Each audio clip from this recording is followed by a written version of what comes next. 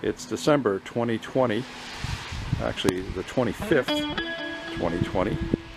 We've had snow last night. This is the view from the deck looking west.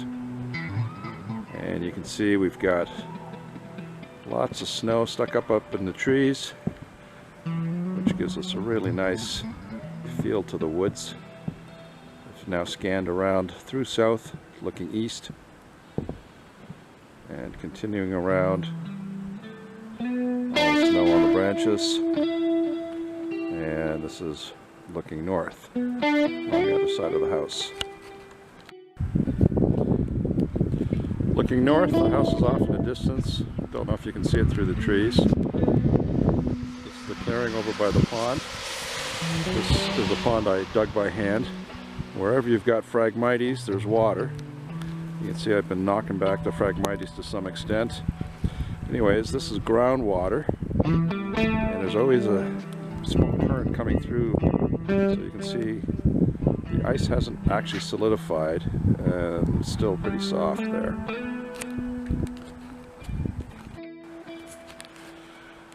Here we're standing on the edge of the valley. Kilbride Creek is down below us. You just see it off in the distance between the trees.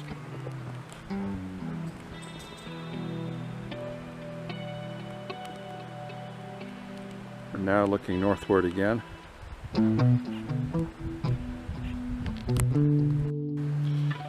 This is the fire pit down in the woods, all stacked ready to go. Light a match, make more biochar. And you can see off to the right, got a massive pile of wood that I've collected every time I take the dog for a walk.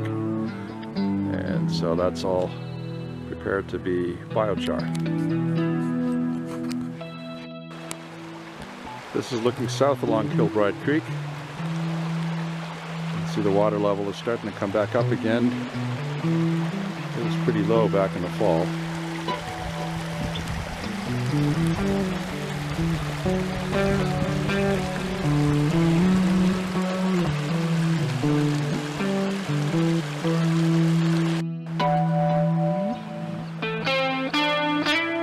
The emerald ash borer has been killing the ash in this forest for a while now.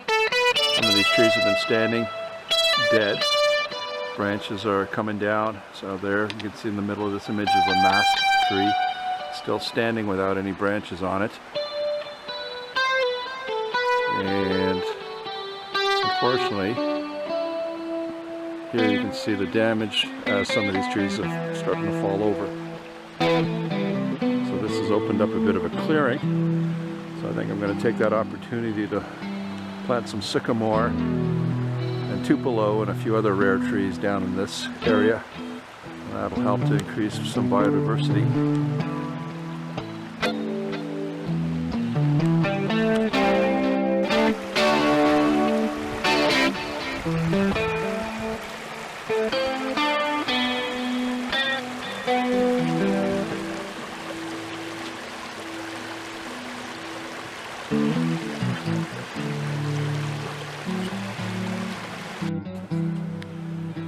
This is another pile of snag where fallen trees are hung up kind of dangerously. So I started cutting some of this stuff up with the chainsaw, getting some firewood out of here.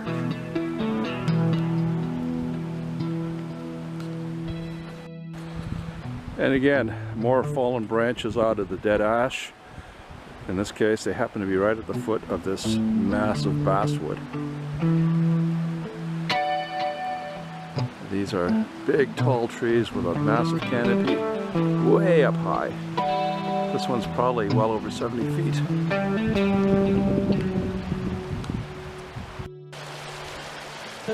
Here's another mast. What's left over after a tree died and the top part fell off. You can see fungi hanging off the side of it, but also it is full of woodpecker holes. So you can bet a bunch of birds are living in there. Maybe some squirrels too.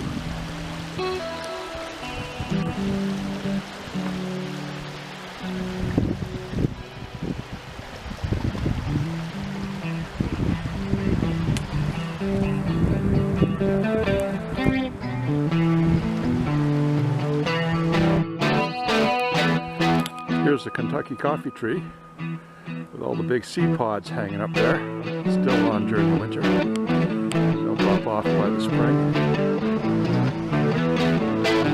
This is right in front of my guitar shop.